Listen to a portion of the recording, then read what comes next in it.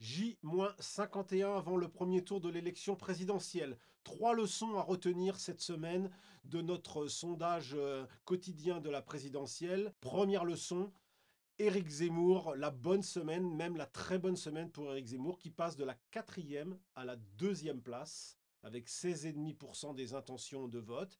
Il a d'abord dépassé Valérie Pécresse en début de semaine, puis Marine Le Pen, et s'installe maintenant comme le challenger possible d'Emmanuel Macron au second tour. Sa stratégie des ralliements fonctionne.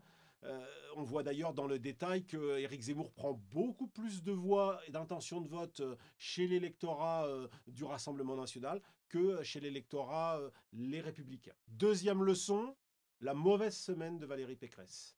La candidate des Républicains paye son meeting raté au Zénith et les commentaires parfois très sévères sur sa prestation et même sur le fond de son discours.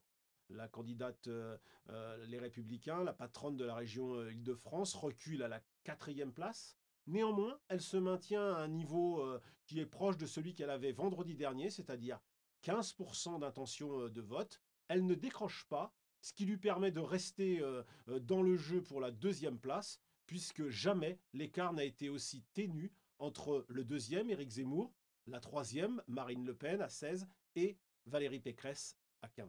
Troisième leçon, Jean-Luc Mélenchon et la gauche. Le candidat des Insoumis tire son épingle du jeu. Il est en tête du 2e peloton de cette présidentielle avec 10,5% des intentions de vote. Alors il reste loin de son score de 2017, hein, mais Jean-Luc Mélenchon, incontestablement, remonte petit à petit.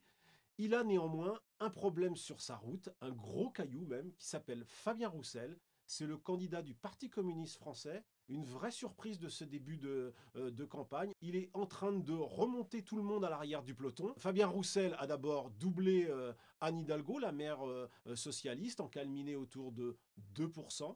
Et puis Christiane Taubira, dont la candidature fait pchit, à tel point qu'aujourd'hui, Fabien Roussel, avec 4%, peut talonner le candidat écologiste Yannick Jadot. C'est donc un problème pour Jean-Luc Mélenchon parce que le candidat communiste, évidemment, est une nouveauté dans cette campagne présidentielle. Là, en 2017, comme en 2012, les communistes avaient soutenu dès le premier tour Jean-Luc Mélenchon.